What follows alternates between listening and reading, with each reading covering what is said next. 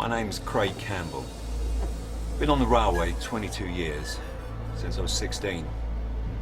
Been a driver for nearly 16 years, so what I'm about to tell you, well, you might say, he should have known better. And yeah, I certainly should. I've had a good career up till now. Never had a spad. Always kept out of trouble.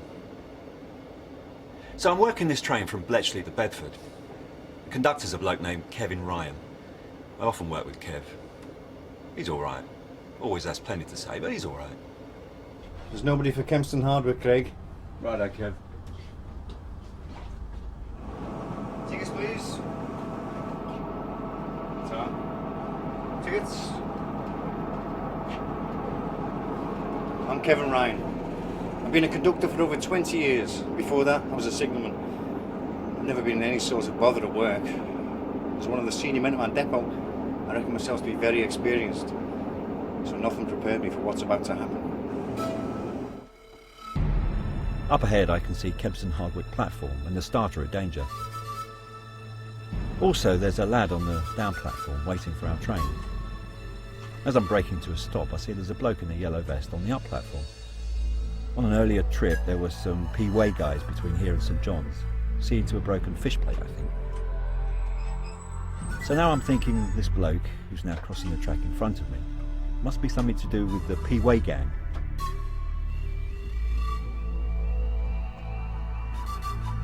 I'm Dave Harris. I've been on the railway for 23 years.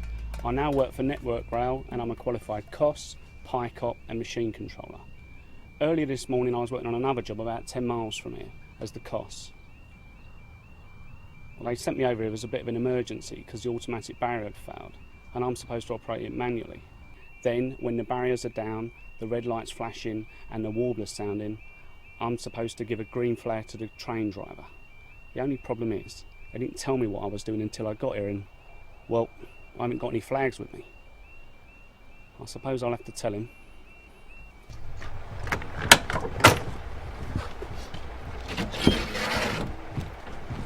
I've forgotten my flags. Will you be okay to go on my verbal?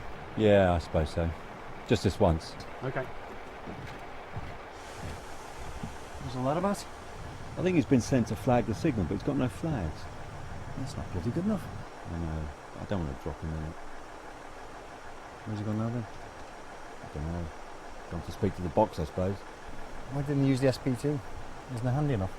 Well, how do I know? Look, he's coming back. Why has he got a cross armband on? Everything alright, mate? Is it alright to go? Yep, it's fine. It's all right to go. Is he saying it's okay to go? Yeah, the geezer said it's alright to go. We can go.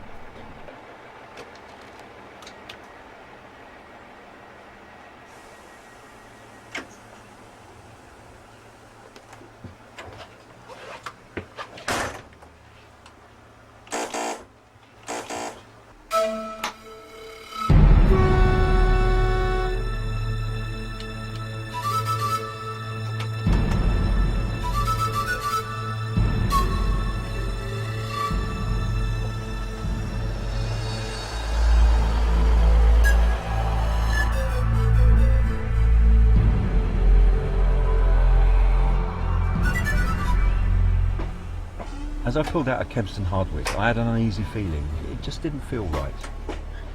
Kevin was now standing next to me, by the cab door. I think I should have spoken to the power box myself, Kev. Craig, he clearly said we were okay to go. At this point, Kevin went back into the train to take the fare of the lad who had just got on. Need a ticket? I'd like to take next up, please. It's,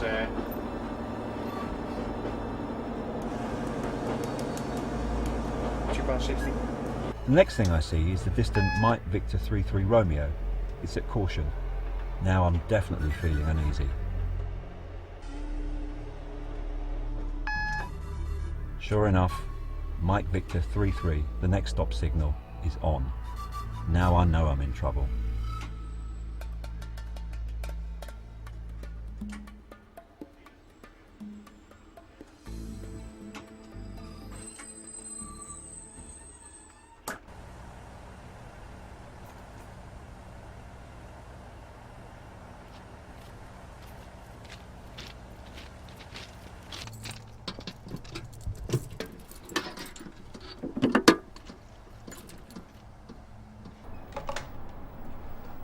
Marston Vale, East Panel Signaller. This is the driver of 2 Sierra 15 standing at Mike Victor 33 signal. Hello driver, 2 Sierra 15 from Mike Victor 33. I've got an indication on the panel here that you passed Mike Victor 31 signal at danger.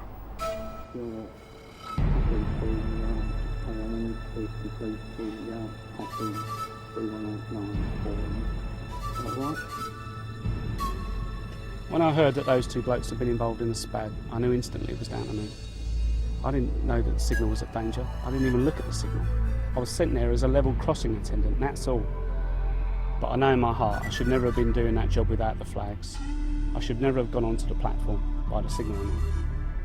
I realise only too clearly now that those two blokes thought that I was the hand signaller, and that when I told them that it was okay to go, they thought that I was telling them to pass the signal at danger.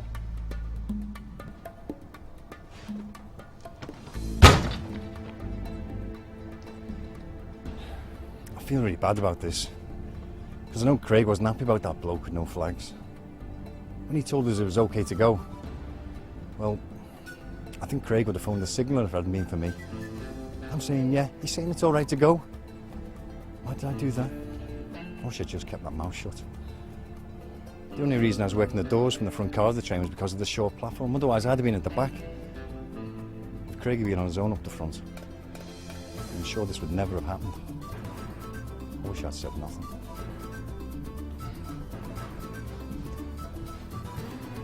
I feel really cut up about what happened. I just can't believe I did a thing like that. If I'd have heard that story from another driver, I'd have said, how could you possibly have been so daft? I would have been sure nothing like that could ever happen to me. When I think back, everything about it was wrong. The bloke I took to be a hand signaller had no flags. When he asked me if I'd take his verbal instruction, I agreed because I didn't want to drop him in it.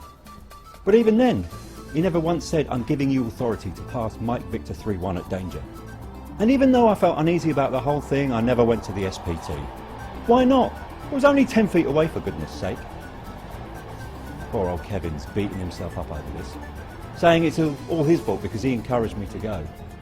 Maybe he did, but I was the driver.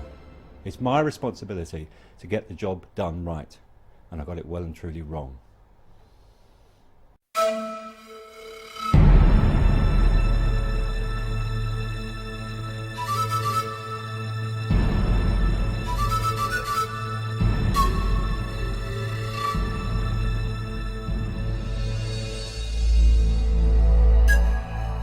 What would you have done?